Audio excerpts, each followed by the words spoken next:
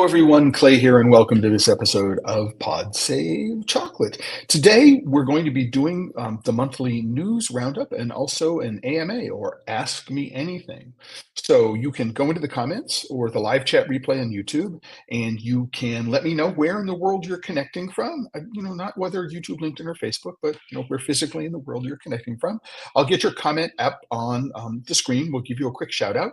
And if you have any questions that you'd like to ask me about cocoa or chocolate, I will do my best to answer them over the course of this episode. And with that, let's just jump right in. So this is the homepage of thechocolatelife.com right now.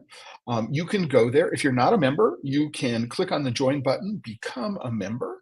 There's always a free tier. And I want to say that this episode of The Chocolate Life is sponsored by the members of thechocolatelife.com. So your support is greatly appreciated in that respect. And while I'm here and doing that, if you're watching on YouTube, give it a like, subscribe to the channel, make a comment, and share it with friends. Let everybody know so we can share the word for what's going on here.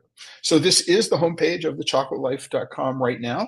I've been doing a little bit of reorganizing over the course of the last couple of days, cleaning up the user interface, moving things around. So I hope people like the changes that have been made. And with that, man, let's just jump in. So for every single one of these live streams, every single episode of Pod Save Chocolate, I put together a post which talks about, well, does it talk about? What it does is there's an episode overview, and it gives an idea of what it is that I'm going to be speaking about during the course of the hour. And this is the one for this episode. You can go here and you can find the links to watch this after the fact. If you for some reason you get interrupted and you want to continue it afterwards, you can always go to this page and find the resources. And there's also a link to all of the stories that I'm going to talk about, or links to resources. And if there are resources that are mentioned as a result, for example, of a question that gets someone asked during the course of the hour, I put the resources on this page. So you don't have to worry about the URLs or keeping track of things. Everything is on the page. And if you have two screens or you have the real estate on one screen, you can go to this page and you can follow along while I'm talking about the stories in this episode. So the first one that I want to talk about, and I've started labeling them with numbers here, is to talk about how legacy media is recently covered illegal child labor on cocoa farms in West Africa. And so in the last week or so, CBS News has done this expose. I'm not sharing the audio here. Has done this expose on Mars using cocoa harvested by kids in Cote d'Ivoire and Ghana. This is not a new story for those of us who have been following things like the Hark and Engel protocol for the last 20 some odd years. And the one of the primary guests on this program is Terry Collingsworth, and Terry is at International Rights Advocates. He's been a guest on the Chocolate Life Live over the course of the last year. And this is very, very recent news. So you can go link to this page. You can listen to the story that is being told here. There's also a link to a YouTube, shorter YouTube video, right, so that you can listen to if you want to. But I think that the most important part about this for everyone, for all of us to know about, is that in the last 24 hours, International Rights Advocates has filed a new lawsuit based on this research. So they're going back to Mars and filed a new lawsuit saying, hey, you guys are not meeting up to your obligations under Hark and Engel. You're not meeting up to the obligations. You're still knowingly benefiting from illegal child labor in the supply chain. And so you need to go, and so we're going to sue you. So we're taking you to court as an independent action from the one that's going on in the DC Circuit Court right now. So this is more mainstream news talking about this really, really important topic. I did cover it a couple of weeks ago on an episode. One of my final episodes of the Chocolate Life Live was John Oliver, and he is covering illegal labor in West Africa. You can't watch it on YouTube. YouTube deleted it because they thought I was using too much of HBO's copyrighted content, but the video is still up on LinkedIn and Facebook if you want to watch the entire thing. This is some recent coverage by mainstream media on this issue of illegal child labor. And I also want to point out that as a part of this story, oh, I did put a link. I put a link of this first one is that if you want to go find about the new lawsuit that's been posted, here's a case update. Based on this reporting, you can go find out about what International Rights Advocates is doing on this. And I'm going to be reaching out to Terry in the next day or so. And I'm going to say, hey, Terry, do you want to come and talk about this in future here on Pod Save Chocolate? Because it's a really important ongoing issue that we can't ignore. So if you want to know a little bit more about this story, there are some links that you can go follow it up. Well, you can go follow up on it so that you can be better equipped, have more information, so that if you people ask you about these questions, you'll be able to provide answers for them. I always like to be able to be as up to date as possible on the kinds of statistics and kinds of issues and reporting that is going on around what I think of as very, very important issues. I also want to point out, just in the larger context, and I don't know if we would actually consider Wired itself to be a part of a mainstream media, but they are owned now by Condé Nast, which is a very, very large conventional publishing company. But this whole notion of illegal labor and illegal child labor, specifically in the cocoa supply chain in West Africa, is only a small part of a much, much larger story. And I think that Wired has done a really good job of at least providing a very, very high level overview of the cost of the world's broken food system. And I think it's really, really interesting. And this is one of the reasons why I included it, that as an example of how broken the food system is, the first image in the article is a cocoa pod with a machete. It actually looks like an older person's hand there, so they're not showing illegal child labor here, but they are talking about the hidden costs of the global food system, and just the staggering thought, right, that the waste in the food system. The statistic that they quote, which I haven't independently verified, but the statistic they quote is that waste in the food system is the equivalent of 10% of global GDP, which is just an astonishing amount of money. If we were to free up even 1/10 of that, there would be more than enough money in the system to be able to address a lot of the systemic issues which are associated with the cocoa supply chain. So there would be money for training and for restorative agriculture, which I prefer to regenerative agriculture. There would be a lot of resources that could help make farmers live more prosperous lives. So I think that it's really, really important to understand that when we talk about the illegal labor in cocoa supply chain, it's only one part of a much larger system. And we have a tendency to focus on cocoa, but there are challenges associated with the production of sugar. If we like milk chocolate, there are challenges associated with the production of dairy. Lots of issues here, not just cocoa. And so I think this is a really, really good secondary story for people to take a look at and put cocoa into this much larger context and be able to speak about it a little more authoritatively. Following that is something that was brought to my attention yesterday, which is this FIE Startup Innovator Challenges. And we can go there, and here's the link.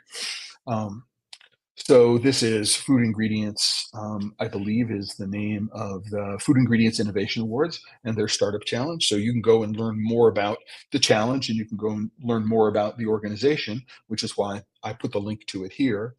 But they had an innovation awards. And what I wanted to do is, because I was caught by this last one here, which says the most innovative, sustainable solution, it's a jury's choice award, was given to Planet A Foods and win-win food labs. And the last episode of Pod Save Chocolate was about win-win food labs and questioning the notion of sustainability. But I think that the way I would think about it is sustainability at what cost, right? So maybe it's more sustainable because barley grows in the UK and cocoa doesn't, and carob grows in Portugal.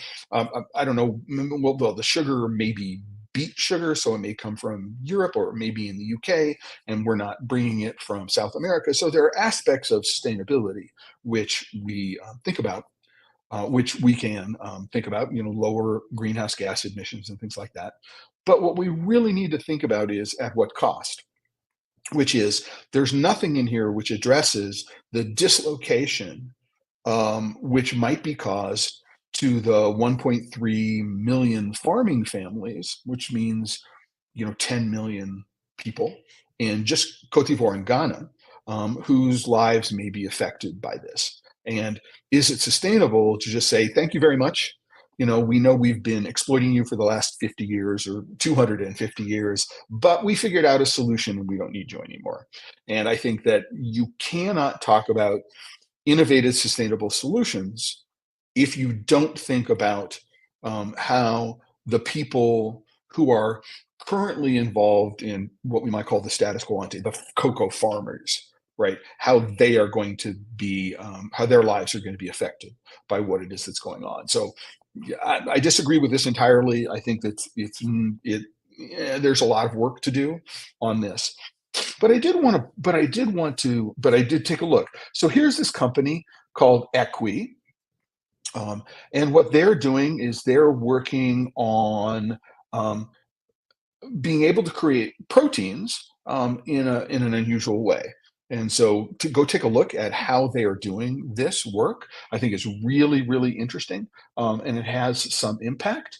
Uh, Moving forward. And of course, these are the startup innovation challenges. So these are for small, not very, very well established companies. So I think Equium is interesting. Archeon. So these are alternatives to conventional protein production.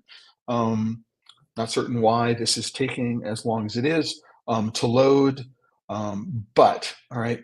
So what Archeon is doing is they're converting CO2.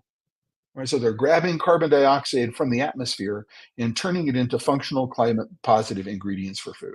That's pretty cool if what we can do is we can feed people and reduce CO2 in the atmosphere, or greenhouse gas in the atmosphere. I think that's pretty cool. Go take a look at that. Neon is a company that's doing work on providing an underlying platform for payment processing. And this is really, really important, especially in cocoa producing countries, in West Africa more than many other places in the world, because many cocoa farmers are not banked. So they do not have bank accounts. If they do not have bank accounts, they don't have easy access to credit. It's difficult to pay them for what they're doing. You have to pay cash, for example. And if you pay cash, there's a different kind of there's no paper trail, right? So how do you record the transactions? And so the idea of having a global payment processing platform, which is low cost, is a really, really important one. So go take a look at that. I use at least one product which sits on top of that. I am both use for international payments. I use TransferWise, formerly TransferWise, now Wise, and Revolut, and really, really important, tools in my tool chest. And there's no affiliate relationship with either Wise or Revolut in that respect. So these are just platforms that I use that I think are interesting. And then this deep detection is using artificial intelligence in quality control to make sure that there aren't things like metal or other objects in products. And so take a look at that. I mean, I don't think that most small chocolate makers, confectioners are going to be at a scale where a product like this is cost affordable. But if you're starting to get into large volume production, having something that is going to do this kind of detection is going to be important. Go take a look at why you think something like this is, in fact, innovative. Um, so these are things that came to me as a result of seeing this innovative sustainable award. Now it's also really really interesting to note that if we were to go take a look at that, um, that if here's more information about this innovation awards. Um, Still taking a little while for it to load. Not entirely sure why, but what I recommend you do is, you know, a lot of my bandwidth is the video associated with this, and so things are loading slowly. So what I would do is I would suggest that you go here and find out who the finalists were among the big companies, because it's very, very different. The kinds of innovation that is being awarded by big companies compared with startup companies. And it is there's a disconnect there. And let me know what you think. I mean, you can, if you're a member of the Chocolate Life, one of the things you can do is you can go put comments. If you go down to the bottom of the page, there's a member discussion, and you can ask questions after the fact. You can comment. So if you have something that you would like to write about or talk about or comment on after the fact, once this live stream is over, you can certainly do that. But while you're here, go into the comments. Let me know where in the world you're connecting from. And coincidentally, Chef Jeffrey Gardner from Marsata Chocolate in Torrance, California. Hey, Chef, good to hear from you this morning. Glad to hear that you're connected this morning. Always good to hear from you. Season's greetings. Thank you very much. There is a small chance I'm going to be in LA the week of the 11th. No, there's a big chance that I'll be in the LA area the week of the 11th. And so maybe depending upon what my flight schedule is, there's a chance that I'll be able to get to Torrance, or we'll be able to meet somewhere in between now and then. It'd be great to be able to see you in person. Just thought I'd let you know that. Um, Going forward. So this whole notion of innovation, what innovation means, and what innovation might be in terms of is innovation meaningful, is really, really important to me. It's a topic that I've spoken about quite a bit. And I think that we're going to see this. I was approached by a colleague who was actually a regular participant in the Clubhouse series that I did a couple of years ago, who's involved in what I think may be a really, really interesting um, breakthrough. I need to find a little bit more information on it, but it might be a really, really interesting development, let's put it that way, when it comes to producing chocolate with non-dairy milk substitutes, with alternative milks. And I'm really, really looking forward to this. It's a source that I don't know that, I mean, I've seen this particular non-dairy milk as a product. There are lots of YouTube videos on how to make it yourself. I've never seen it powdered, or I've never seen it in dry form. And there's some really, really interesting ways that this is being done. So it's which are not like spray drying or roller drying or something like that, and bringing it to chocolate. So when I know more, there's going to be a live stream at some point. We're looking at January, mid-January, for us to be able to do this. So I'm really, really looking forward to that. I'm going to have samples of this product. They're going to be sent to me, and we're going to do a live tasting, and we're going to be talking about the technology. And when it comes to so plant-based dairy, so dairy milk alternatives, and ways to incorporate them into chocolate confectionery and other products. I mean, I'm really, really interested to hear about those, and I hope you and I share them when I get them. So that's always my funnest thing, is to be able to have this tasting going forward. Um, the next bit of news may not be news in the same way, but I want to let everybody know that now that I am in Arizona, I am fairly close, not far. It's about a 6-hour drive from Prescott, where I am, to Albuquerque, New Mexico. But the 2024 edition of the Southwest Chocolate and Coffee Fest is on the schedule. If you are a regular visitor to the Chocolate Life, you'll see that I have a chocolate events and holidays calendar. And now if we go to April, we see that the 2024 Southwest Chocolate and Coffee Festival is on the calendar. Now, this is one of the largest coffee and chocolate festival in North America, and I'm prepared. I'm prepared to believe. I think this is the 14th edition. And just a little bit of news. I had a conversation with the organizers a couple of days ago, and I've been asked to participate in this, to help give um, a bunch of tasting classes or pairing classes. We don't know yet, but if you're in the Southwest and you'd like to come and visit me and put this weekend in April in your calendar, the 6th and 7th, I'm planning to be there. And if you're interested in becoming an exhibitor or participant in some other way, let me know. Put it in the comments. Go into the comments on the post on the chocolatelife.com. I can get you in touch directly with the organizer of this. He also told me, I was also told on the call that I had earlier this week, that there's going to be a special focus on Hawaiian cocoa and Hawaiian chocolate this year at the festival. And there may be some special, something special in terms of fundraising for the cocoa farms and chocolate businesses that were affected by the fire, excuse me, in Maui recently. So if any of this is of interest to you, you like coffee, you like chocolate, you like Southwest food, Hatch chilies, it's a real short commuter train trip from the center of Albuquerque into Santa Fe. So, it's a great, the Georgia O'Keeffe Museum in Santa Fe is really, really, really quite lovely. There's some small chocolate shops.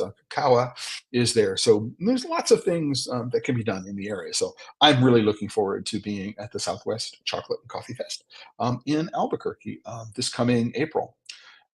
So the fourth item on my list, and I just want to say, related to this story from Wired about the world's broken food system, again, part of the larger context in terms of reading that you might do, is an FAO document on the state of food security in the world today. So this is a link to a PDF file. You can go and download it and learn all about the state of food security according to the FAO. For some reason, it's not pulling up. Looks like the link is broken. I will go fix that.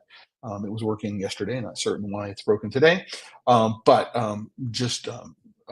If you're interested in the notion of food security, it fits into this broken food system issue.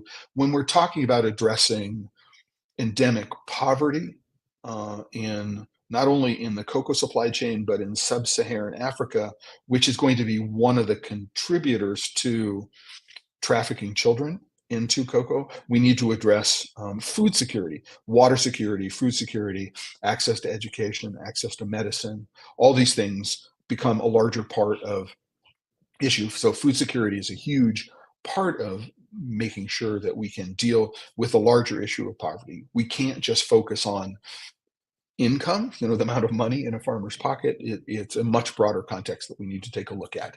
And so, again, as part of the broken food system and illegal labor, understanding about food security is really, really important. So I recommend that you go take a look at this FAO document. Again, I'll fix the link after the live stream.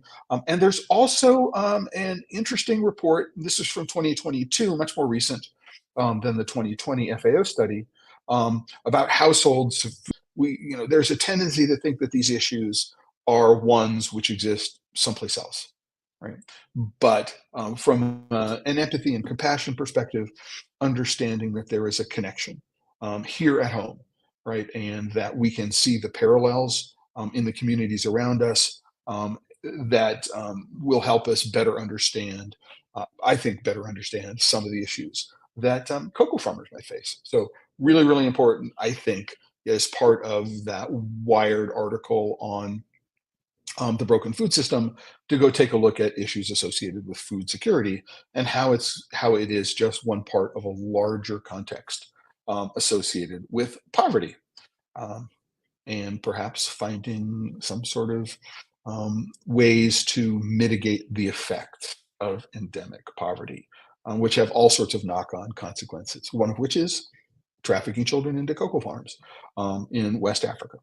So getting to the halfway point in terms of the number of things that I had thought about in advance when I posted this yesterday, is that there has been some research. Now, keep in mind, this is a secondary source. I did not go and look into the primary sources, and this is something that I recommend you do. So there are some links to the primary sources that are here that you can go take a look at if you want to. Says that there are chemicals in coffee, polyphenols are specifically mentioned in the story, that might, right, reduce the risk of COVID-19 infection. Pretty cool. Now, I had, I caught a mild case in June of 2021. Um, and so 2021, 2022. I got a mild case June of 2022. Um, and I'm sort of wondering if one of the reasons why I went so long without catching a case, I actually got it at the fancy food show. That's where I was infected. But I wonder about if drinking coffee, I'm a regular coffee drinker every day, might have had some influence on that. So just a note. But if they're talking about polyphenols as a class of chemicals, which might reduce COVID-19 infection, then a lot of those a lot of those same classes of chemicals are in cocoa. And so I wonder, I would love to see, and I will follow up to see if anybody has done a study, companion studies, which might look at the efficacy of the polyphenols which are found in cocoa and chocolate, if they might have a similar effect. So maybe an ultimate mocha drink might be part of the daily tonic, part of your daily ritual, which to help boost the immune system. Could be cool. I wouldn't say no. I would like the idea.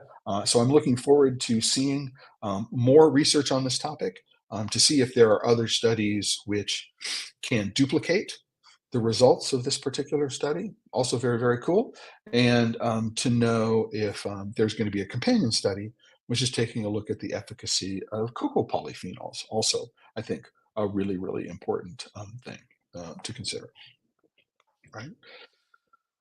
So one thing that's showing up um, here, and we'll get to this before I do a reset, is we've been hearing quite regularly for the last couple of months that the price of cocoa is at an all-time high. And where we get stories like, top cocoa traders are holding off buying um, because of high prices. And they're also worried about the cost of implementing EU mandated tracking systems. So this EU mandated tracking system is part of the EU deforestation regulations. And this is a topic for Pod Safe Chocolate on the 19th of December, the impact of the EU deforestation regulation. So if you're interested in that topic, put a pin in your calendar. Come back to Pod Safe Chocolate on the 19th of December. I'm going to be talking with at least Anthony Fountain of the Voice Network on this topic about the EUDR. And they're right. I mean, it is non-trivial. There are 800,000 smallholder farmers in Ghana. When I was in London for International Cocoa Diplomacy's International Cocoa and Chocolate Forum, the head of the Ghana Cocoa Marketing Board in the UK said that CocoaBod had mapped all of the cocoa farms, 800,000 cocoa farms in Ghana. And so they will know if any farms are within areas which they're not supposed to be. So within protected forest areas, for example. So at least that they will be able to provide that information to people when they're asked for it. But a similar effort is not taking place in Cote d'Ivoire, has not taken place yet in Cote d'Ivoire, 500,000 farmers, not in Nigeria, not in Cameroon. Those are the two other very, very large producers in the area. So there's going to be a lot of cost and there's going to be a lot of confusion, which is going to be associated with the implementation, the final deadline, which is a year from this month, of December. So December 2024, this is when all the cocoa, which is going into Europe, and all chocolate products, derivative products, anything made from cocoa, going into the EU has to be proven to be compliant with the EUDR. So absolutely, cocoa traders are holding off over very, very high prices. But it's really, really important to know when we talk about this is what do we mean, right? So in constant dollar terms, The answer is, yeah, it's at record high prices. The constant dollar term of $3,700 a metric ton, we're looking at it over here, right? But when we look about inflation and other things, we actually find that cocoa is far from, right, its all-time high. So we need to be very, very careful about how we think about this. So this is cocoa on the New York exchange. This is cocoa on the London exchange. There's a narrower band here, but still you can see that compared with what it was in the late 1970s when it rose to over uh, a real price difference, that it rose to over 5,000 pounds a metric ton, whereas it's sitting around 3,150 pounds a metric ton right now. And these are on the futures market. So, it's, as you can see, there is a difference between New York and London. Um, it's hard to know how much of that is the exchange rate difference. So the exchange rate between the pound and the US dollar is different now than it was in 1970. So we would actually need to normalize these charts relative to each other in order to be able to figure out what the differences were, if there are any differences. But good to know. And that here is a chart. Again, these graphs are on the chocolatelife.com right now for the post for today's live stream. You can go take a look at them. But you're looking at, this is the evolution of cocoa production among principal origins. You can go take a look and you can see, okay, and this gives you an idea about what the just a rough idea of where the most important producing origins were back in the 1950s, and where Cote d'Ivoire and Ghana have just come to take over the world. And so you can see how those two producing countries have come to dominate the pricing calculations when it comes to big chocolate, big cocoa, and big chocolate. So really, really interesting to know about those things. Just think about, when you think about, the price of cocoa, is it as high as people say it is? And there's another thing that's going on, which I saw, which is important to know when we think about this, is that there are some small specialty cocoa traders who are saying, hold back. We need to think about changing our prices because New York and London are so expensive. And, that makes no sense to me, because these small producers and these small traders, everything they're doing is decoupled from the price on the exchanges. And there's no reason for their pricing to be influenced at all by changes in prices on New York and London exchanges. Makes no sense whatsoever. That's something I would be interested to know. If you're a chocolate maker and you're buying cocoa beans, have the people you're talking to, say, the brokers, the traders that you're buying from, said, we need to reevaluate our prices because the price on the exchange is so great. So yeah, go into the comments, YouTube, LinkedIn, live chat replay on YouTube, LinkedIn, on Facebook, and let me know if you've had that conversation. I would be interested to know, so I can go and do a little bit more research and advocate advocate find some reasons why we might want to push back on that. I don't think it makes any sense whatsoever for the two to be related to each other. Just to know for that. And then there's another story. Let me find my cursor. There's another story here, is that Ghana is going to the people who are buying their cocoa. And by the way, this is Bloomberg. I don't have a Bloomberg account, so you may be able to find other sources for this information. But that cocoa bod, so Ghana is expecting 850,000 tons to harvest in the next year. So why is supply so tight? This seems like this would mean that the prices should go down or reduce price pressure. But they're finding that the farmers are traveling longer distances, finding fewer foreign buyers. And Cocoa Bod is an organization that does provide pre-financing support.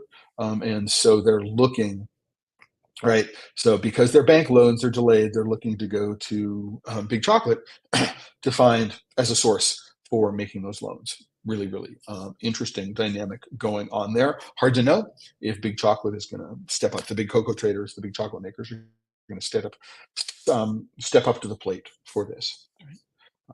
And so I want to do a quick reset now. You're watching Pod Save Chocolate. My name is Clay Gordon. I'm your host today. I'm also the creator of thechocolatelife.com. Here is the homepage of The Chocolate Life right now. If you're not a member, please go join. Always a free membership. Excuse me. You can gift membership to someone if you know somebody in your family, have a friend, a colleague who you think might like a membership. You can email me. You can click on this contact member support button on the homepage. I will take care of it for you. And this episode of Pod Save Chocolate, as all episodes of Pod Save Chocolate are sponsored and supported by the members of the Chocolate Life. So with that, if you're watching on YouTube, please give this video a like, and please subscribe to the channel, hit the notification bell, and share the video with your friends so they can watch it. Thank you very much. I appreciate that. And now it's time to get back to the news. And just a quick reminder to everyone, this is an AMA episode. So if you have a question, you can go into the live chat replay on YouTube and the comments on Facebook and LinkedIn and put a comment, put a question into the comments, or just let me know where in the world you're connecting from. I always like to do a quick shout out to the people who are watching. The next thing is I am the technical editor for International Confectionery Magazine, and I am the head judge for the 2024 International Confectionery Awards. If you know of somebody that you think might be eligible for an award, what you can do is you can click on this link and you can find out all about the International Confectionery Awards and what the call for entries look like. I think there's another 2 weeks or so. You can nominate yourself even, or you can nominate someone else. The winners are going to be announced sort of like the 23rd, 24th January, somewhere in that time frame. But I am the head judge. I'm not actually going to be nominating anyone. I'm not actually going to be involved in the judging process itself, but I'm working to help establish the criteria for judging, and then we'll be working with the judges when they have questions. And so that's really, really cool. I'm really, really looking forward to that as part of my relationship with International Confectionery Magazine. I'm really, really happy they asked me to do that. At the same time, we did a couple of weeks ago, I think the last episode of the Chocolate Life Live with Dustin Cornett. We were talking about the Craft Chocolate Challenge tasting that we did. So we took all the winners of the Craft Chocolate Challenge and we put them in a box, and people could buy tasting boxes, and we did an online real-time tasting with everybody. And I just wanted to let everybody know, if you are a chocolate maker, you're not quite certain yet whether you want to be able to go and enter into the International Chocolate Awards, the Academy of Chocolate Awards, or some other big awards program for which there is a large entry fee, then what you can do is you can enter into the Craft Chocolate Challenge. One of the focuses of the Craft Chocolate Challenge is that we focus on feedback. Our goal is to help you. The judges don't just give it a rating. What they do is we are instructed, and again, I'm the head judge for this, and I also judge all of the entries. The focus is on giving feedback to every maker who enters it. And again, there's no entry fee here. And so just if you are at all interested, please do. And it turns out that several winners of this year's Craft Chocolate Challenge, though not necessarily for the same bars that were entered into the Craft Chocolate Challenge, did win awards at the recent International Chocolate Awards. So this might be a good stepping stone. The Craft Chocolate Challenge might be a good stepping stone if you're unsure of where you want to be and you're really looking for feedback also on packaging for the product that you're producing. It's a lot of fun. So you can go to the Craft Chocolate Challenge. You can go and learn about the entry process. It's a two-part process. You say you want to enter your bars, and you say which bars you want to enter. You can enter only 2 bars, and you can't enter more than 1 bar in each of the 4 categories that exist. So you tell Dustin, who's the organizer of this, that you want to enter, and then what you do is you ship the chocolate to him in your official entry. Your entry is official when he receives the chocolate. So it's really, really simple, really, really straightforward. And again, the only cost to you is the cost of the bars that you submit. 1 for each judge, I think, is the number.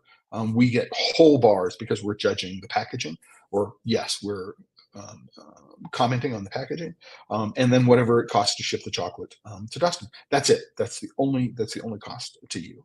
And then we do lots of really fun stuff like hold this tasting of the winners. So there's a really, really important aspect of promoting the winners. Um, I think I will do 2 or 3 live streams with Dustin around the judging and things like that. So it's a lot of fun. And again, I appreciate go doing. If you're already winning a lot of awards at the International Chocolate Awards, or the Academy of Chocolate, or the Northwest Chocolate Festival, I don't know that I would enter this competition. It's not really for you. Just a quick heads up in terms of that. So before we go to the next point, I want to give a quick shout out to Frank Manteau. I'm a nomad traveling the U.S. growing my business currently in Ohio. So Frank, what is the link for the award submission?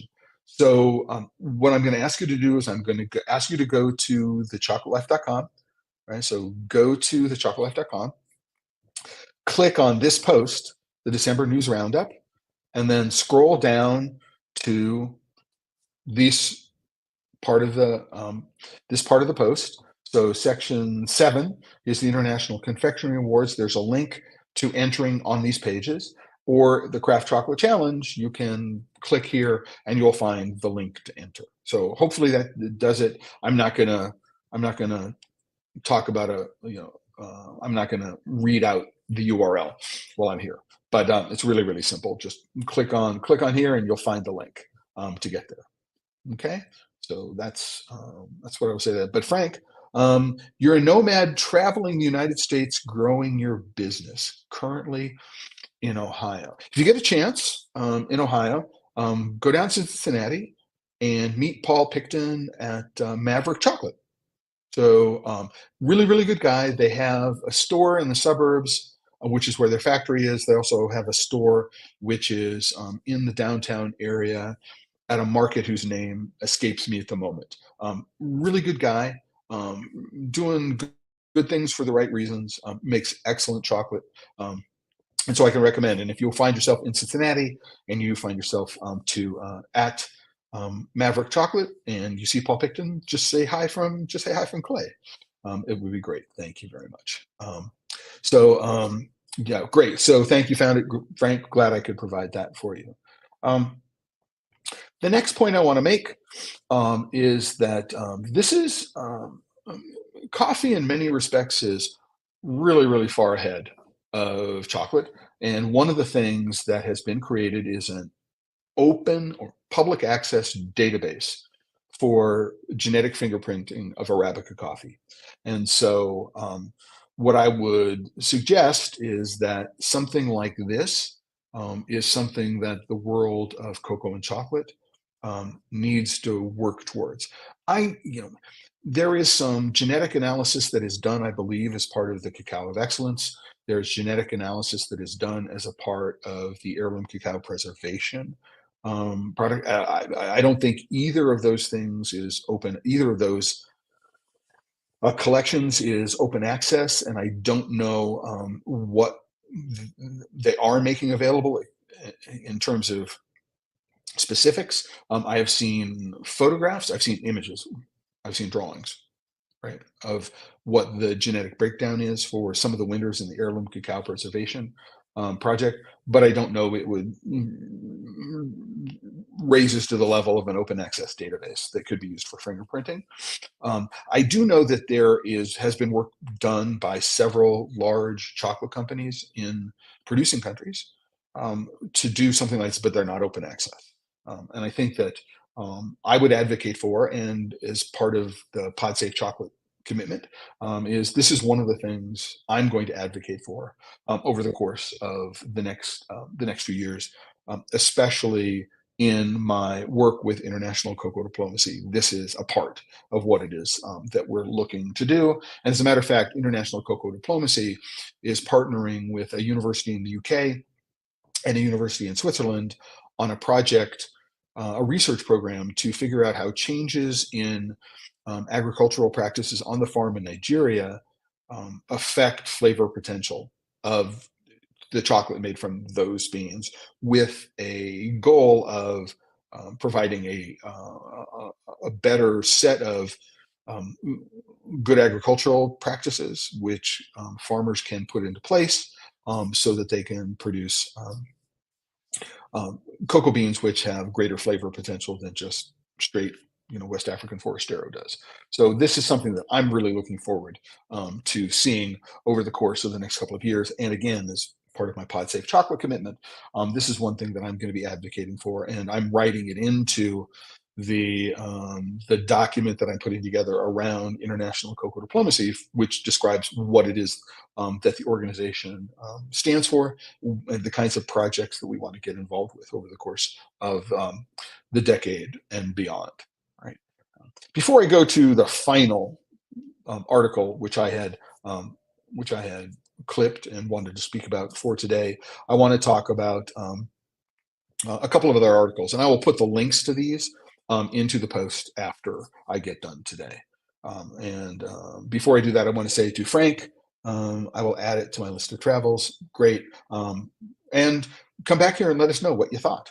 I'm sort of curious about being a nomad traveling the United States. Many, many years ago, I had the idea for this magical chocolate bus. And the whole idea was to get into a school bus, which I had converted either to electric or biodiesel or something like that, and then drive it around the country, visiting um, maker by maker in all around the world. And I wanted to circumnavigate, do a northern route, come down the coast, come down the west coast of the United States, do a southern route, and back up the east coast of the United States, stopping and interviewing chocolate makers along the way. I don't know if this is something you're doing, but it very, very much reminds me of that effort that I was working on a bunch of years ago. Life got in the way, and so I wasn't able to make it happen. But anyway, two stories. The first one of which, and this is something that I talked about, and so this is something which showed up in the Telegraph in the UK. It is written, or not written, but one of the people who were interviewed for this was Spencer Hyman at Cocoa Runners.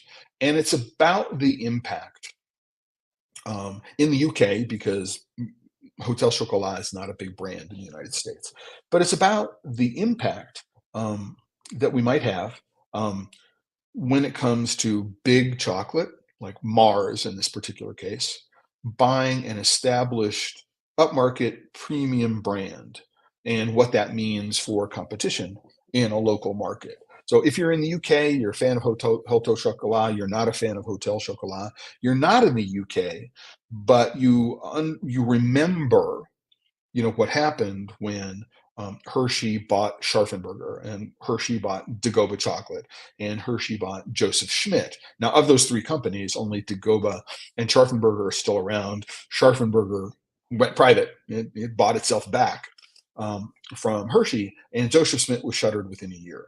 So this is something that we need to be very, very aware of when big chocolate companies are buying premium brands, because, quite frankly, Mars, even though it does own Ethel M, which is sort of like slightly upscale from mass market, Mars, like Hershey, doesn't have a premium bone in its body. And the way they're going to get that, the way they're going to capture market share, is by buying these companies. And the question is, who's next? Right. And where will it? Well, it's the second question. The question, not the question is, but the questions are, who's next and where will it end? And so I think this is a really, really important story to keep on following, what the knock on is going to be from this particular acquisition. It could be huge. Just want everybody to know that I'm going to continue to follow this story. I've met Angus Thirlwell, who's one of the founders of Hotel Chocolat. Probably met him for the first time 13, 14 years ago in London. When he came to New York, we were discussing my helping him open up a Boucan, which is the restaurant he has in St. Lucia in New York, and what might be some of the programming around it. So I've had some conversations with Angus about him. I mean, he's worked for 30 years. I mean, he got $100 and some odd million as a worth of payoff, which is not bad. Not bad. I don't think it's out of proportion with spending 30 years developing a brand.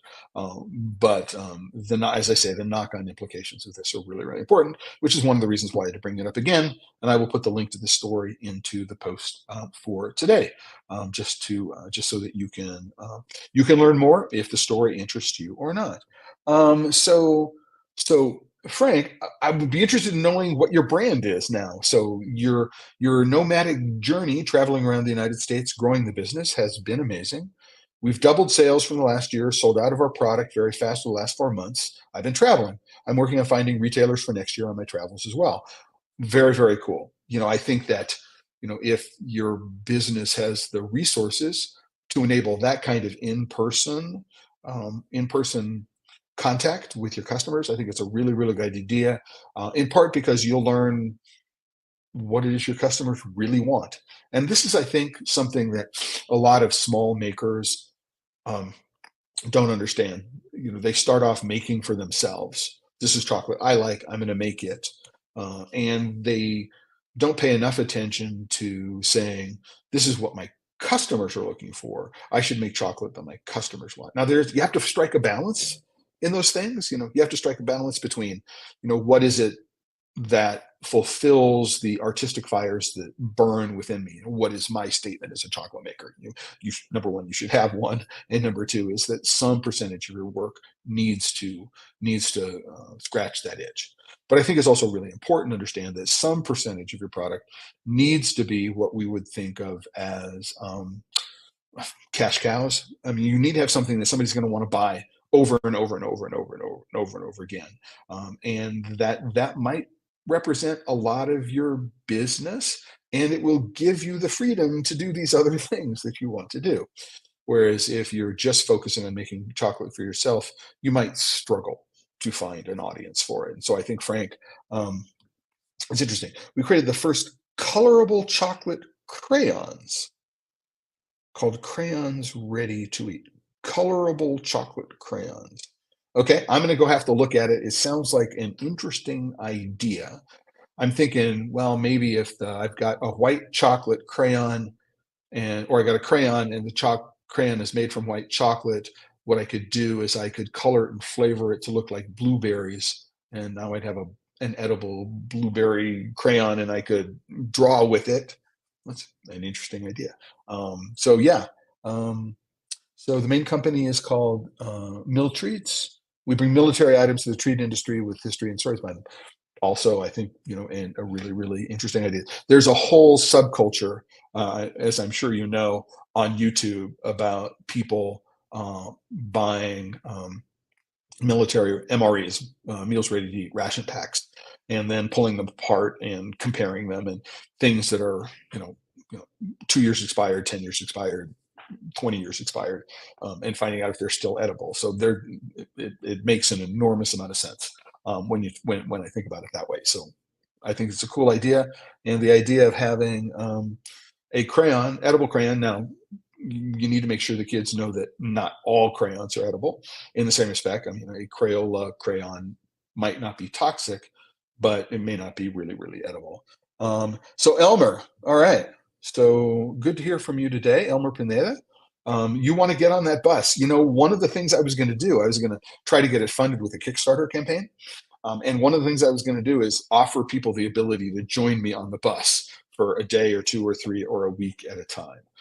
And maybe I should revisit it. Maybe it's something that I should revisit. Ooh, ooh, maybe I should. I don't know. You got me thinking again about something to do. Well, if I am going to do it in the future, I will certainly let you know about it. Um, right. So our crayons ready packaging is modeled after the MRE, aka crayons ready to eat. Yes, absolutely. It makes an enormous amount of sense. I spent most of my Thanksgiving holiday weekend with family members, siblings, family, and their extended network, almost all of whom had um, military experience, which included deployment. And I think that something like this, I could, listen, I could see them on PXs everywhere, especially if they're packaged that way. I'm just, you know, just thinking. And listen, if you want to send me some, I can show them off to my sister, and see what she thinks about them as well. I mean, her husband's in the military, and as I say, all their extended family is in the military. So yeah, you can, I'm on Facebook. You can find me on Facebook. Just DM me, and we can see about that. I think it's pretty cool, and I would love to know more about your travels around the country. Got a couple of minutes left, and I want to talk about the last two things that were on my agenda. So people may remember that if you go back to the first episode of Pod Save Chocolate, which was Friday, November 17th, that was the issue. How do you find that? What you do is you go to the homepage of the Chocolate Life. Um, and what you can do is you can sign, here are all the episodes of Pod Save Chocolate. So we've got the previous three episodes are here. Fourth one is here. And if you click here, you can find all the episodes of Pod Save Chocolate, and you come down here to the first one with Brigitte Racine. Brigitte, friend of mine, I've known her we determined that the first time we met in person was 2016. And we're working on, excuse me, a project around letters where she writes me a piece of correspondence and then I write back to her about that. And so we're going back and forth on this, and this is one of the first letters we did a couple of weeks ago. We're trying to do a cadence of like 2 letters each a month. So just keep on here once we get, and these are only my responses, not hers, but there's a link to her original letter to me that I'm responding to. So you can do that. So Brigitte is a colleague and a friend. And a couple of days, well, yeah, a couple of days ago, maybe Monday, Tuesday, she sent me an email saying she's doing an Advent adjacent project around chocolate. So she's going to daily post doing reviews around chocolate um, during the month of December. And she asked me to contribute to the first one. And so this is the post, which is on her Substack. So where this one is an interview style. I let her know about, she asked a bunch of questions to me. One of the questions is, my favorite type or brand of chocolate and why you love it. I mean, so lots of things. And I got to, so she is also a big fan of Bonat, which was the company whose chocolate inspired me back in 1994 to get in the chocolate business in the first place. So I had this strong emotional connection to not only Stéphane Bonat, the maker, members of his family. His wife, Elisa, is a good friend of mine. They have a great, great kid.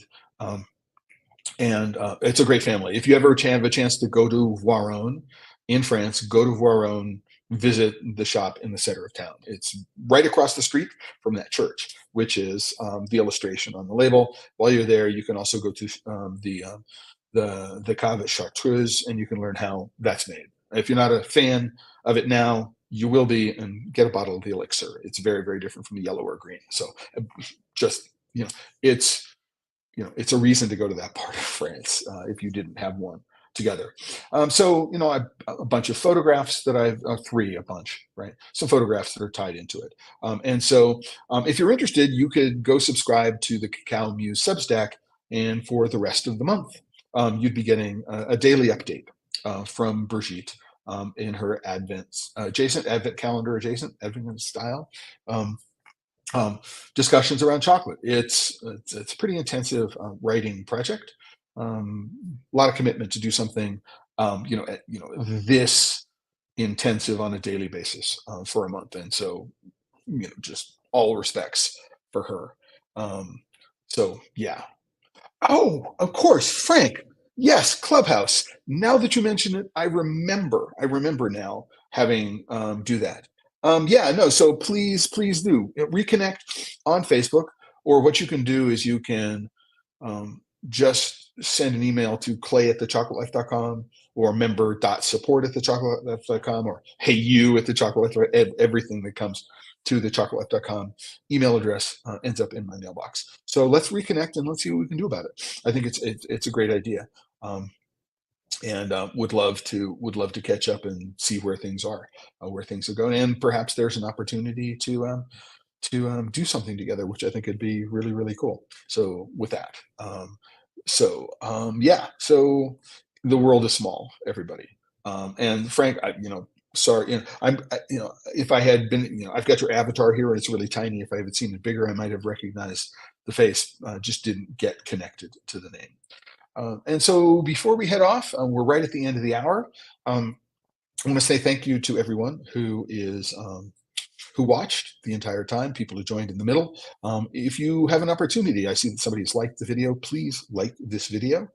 Give it a thumbs up, subscribe to the PodSafe Chocolate channel on YouTube, comment on the post, share it with friends, and you can follow the Chocolate Life on Facebook, right, as well as follow me personally on LinkedIn. That would be all great. You'll get notifications of this in a bunch of different places, and we can continue the conversation going afterwards at any time. And so the last thing I want to talk about today is something that I think is completely unnecessary, and I understand why it was created. And but so there's a Swedish telecoms company called Tele2, Swedish telecom.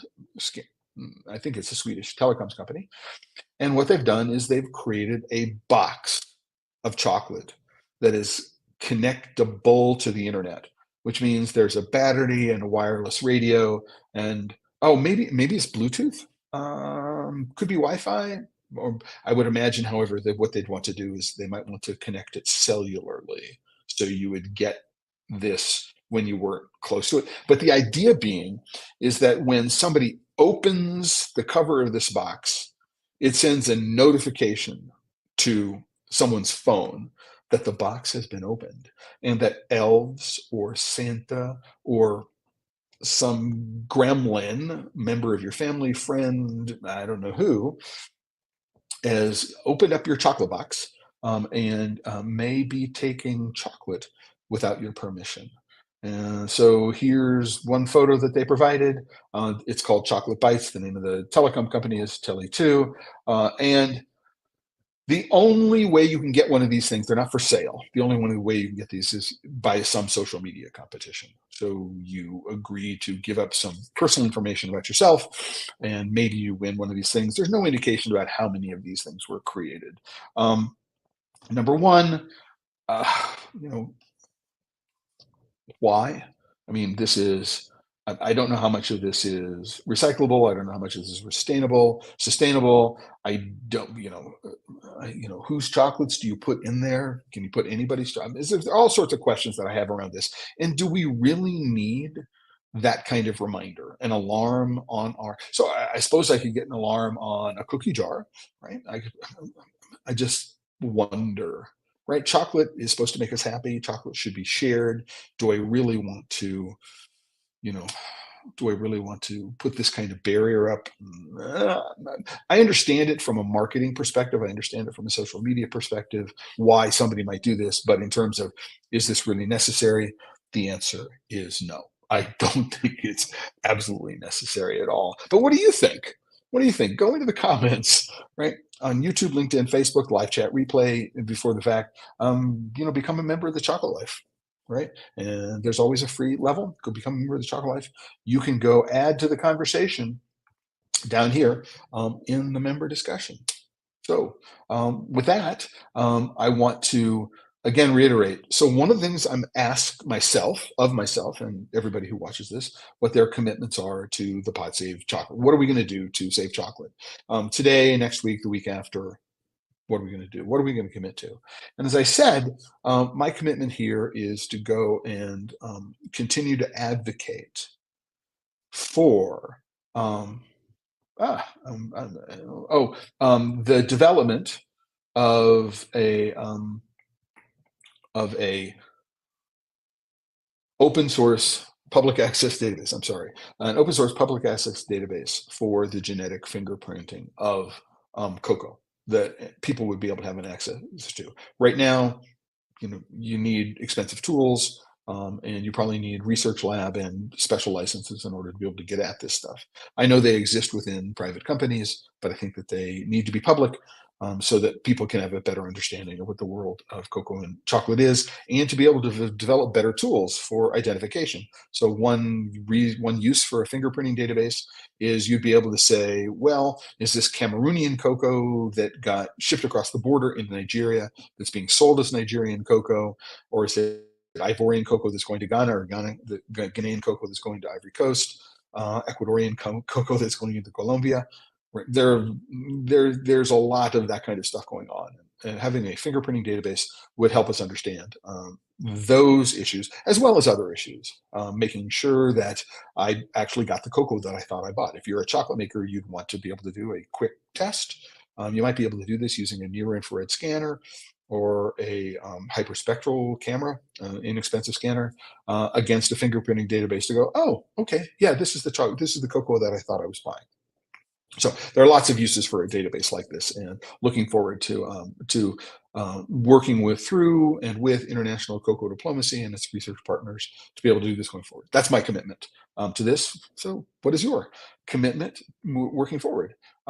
Moving forward, what are you going to do over the course of the next week, the next month, the next year? And let everyone know in the comments. I think it's a really important aspect of what it is that I want to do with the PodSave Chocolate platform, is to have discussions around these issues. And with that, I only have two more things to say before I close out this episode, reminding everybody that if you're working with chocolate and you're not having fun, you're doing it wrong. So hopefully today was a mix-up of some serious issues and some lighter issues. But I want to point out two things. Number one, this coming Tuesday episode, that's the 5th of December. I have had a couple of chocolates sent to me over the last couple of months, and I am going to be doing a review of 2 of them and a tasting of a third. So I'm going to focus on getting those off my plate. And so that will be this coming Tuesday. And a week from today, next Friday, I'm really, really happy. I'm going to be joined by Tom Rogan of Good Now Farms. And I've got a very, very special chocolate that they just created called Yasica Especial. It's made from some acriollado, neo-criollo beans coming from Nicaragua, but not from Ingerman. And we're going to be talking about that bar and how it got created and other things like that, as well as the fact that Good Now just came back from the International Chocolate Award with Chocolate Awards in Italy with a boatload or armloads of them, if not an actual boatload of them. And we'll be discussing Good Now Farms, their approach to making chocolate. For those of you who haven't had a chance to meet with Tom, or in person at some event somewhere, you'll find he's an articulate presenter. I had a chance to meet him in person as a part of my cross-country trip from the East Coast here to Arizona back in late March, early April. And so it would be good to reconnect with him. And we'll be tasting this bar. I actually have these bars. It's completely sold out. They were selling them for $35 a bar. There was only like 50 kilos of beans, so very, very limited production. So I've got some. I'm going to be taking with some. I hope to be going to Nigeria now in January, not December. I'll be taking them and sharing them with people, Nigerian royalty, while I'm there, as well as other people, to talk about the future of specialty cocoa and specialty chocolate. So I'm really, really excited about that. But Tom and I will be doing a real-time tasting of these bars. I'm really, really happy that I was able to get some. I'll be doing an unboxing. It'll be a fun episode talking with Tom, and I hope to be doing more of those. I know, Elmer, if you're still watching, I have some of your bars. We need to schedule an online tasting. You in Honduras, me here in Arizona, talk about your bars, do a real-time tasting. Looking forward to doing that. And with that, everybody, this is Clay signing out for this episode of Pod Save Chocolate. Now, remember, Pod Save Chocolate, what are you going to commit to help save chocolate, to Pod Save Chocolate? And if you're working with chocolate and you're not having fun, you are doing it wrong. Until the next time, everybody, ciao. Have a great weekend.